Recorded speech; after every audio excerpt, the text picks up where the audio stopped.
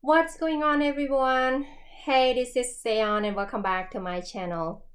Today video I would like to talk about conventional with pros and cons. So what is the pros and cons for conventional loan?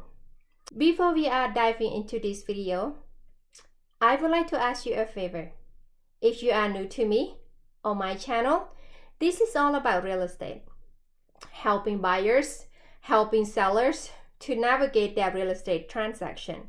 Or if you have a question about financing with conventional loan, I'm going to show you step by step on what is the pro and con about conventional loan. The only thing that I would like to ask you is, if this video interested you at all, please leave a thumbs up and please subscribe and turn on the notification. Okay, when you turn on the notification, it's give me the opportunity for my future video to help you to reach to your success. Well, let's get into it. What is the pro and con for conventional loan? So let's start with the pro. Pro number one. Pro number one is down payment. For conventional loan, it usually requirement for down payment is 5%. But there is an exception.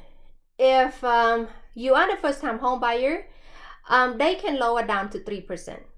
So what is the first-time home buyer mean? So first-time home buyer can be you or the spouse or one of the co-borrower in the loan. So let's say you are not the first-time home buyer, but your spouse is the first-time home buyer. You do qualify for 3% down for conventional loan. For 3% down, it's kind of like really good deal to own a home. So I consider that as a good pro. Pro number two. Let's say if you have 20% down, you don't require to have a mortgage insurance, which is really good for the borrower as you guy. And it's going to save you a lot of money when you don't have to pay the mortgage insurance. Pro number three. So let's say when you purchase a home, you put down 3% or 5% when you started, okay? Down the road,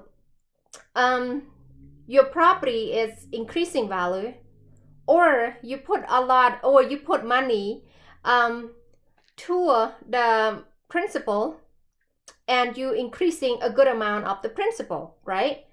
You all know conventionals, as soon as you reach 20% equity of the home, you don't require to have a mortgage insurance. So what do you need to do with this point of view? You can either call the lender and ask the lender to see what is their requirement in order for you to remove the mortgage insurance from your property. I'm sure that they're going to need the appraisal, the update appraisal value. So you need to make a phone call, to your broker, or if you know the appraiser, you can call the appraiser, have them come reevaluate your property. So if your property has increased to the amount that it reached to 20% equity, then the lender will remove your mortgage insurance. In the other way, let's say if you don't want to go to shortcut, if you make a payment every month, I think most likely you may need between 6 to 8 years. It's depend on the down payment, or it's depend on what is the percentage when you put down. But normally between 6 to 8 years, if you do the traditional making a payment every month, that mortgage insurance should automatically drop it out from your loan. So that is the big pro for me and for all of you guys as well. Okay. Pro number four, you can use conventional loan for the second home or investment property. So what is the second home? Let's say I am located in Salt Lake City, Utah. I own a home in Salt Lake County, Utah. But let's say if I want to buy a home in Park City or other like southern Utah, I can use conventional as secondary loan, secondary home loan. So that is a pro for me. I have an ability to own the second home with conventional loan. Investment. For investment, let's say you wanted to buy duplex or fourplex, you can use conventional for that property as well. And for the investor, it really helpful, to give you an opportunity to own more property. Number 5 is property restriction. For property restriction requirement, it's lighter than the other program.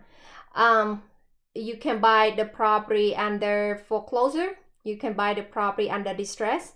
And as long as it's safe enough for the requirement, then conventional will be, good with that. Everything can be good and can be bad. So we'll finish with the pro, and now let's start with the con. So con number 1. Con number 1 is the rate for private mortgage insurance. So private mortgage insurance, it's really high if you have a low FICO score or you have a lot of debt.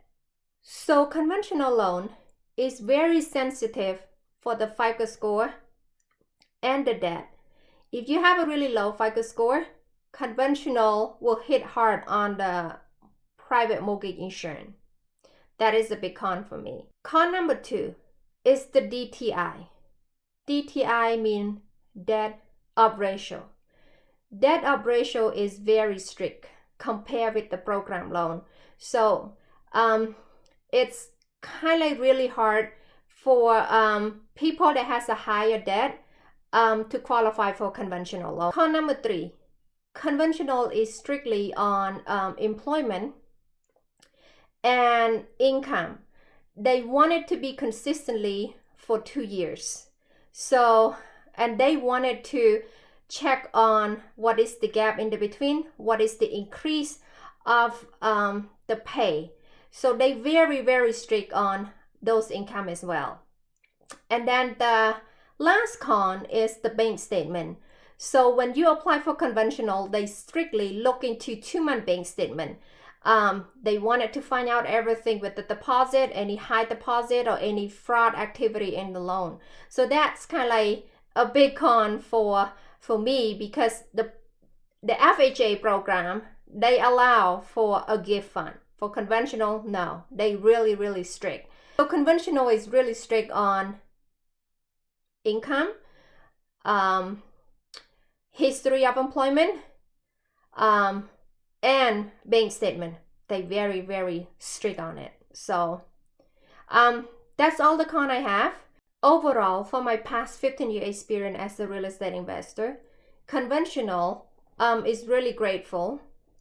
It's allowed me to own multiple property, to allow me to generate my cash flow income every month. So that's all I have for the pro and con. So that's all I have for today. Again, thank you so much for watching this video. For those of you that has a question or concern, please leave me the comment below, and I will be happy to answer all of the question.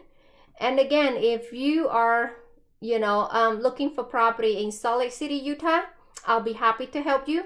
But if you are in other state, I'll be happy to connect you with my other connection as well.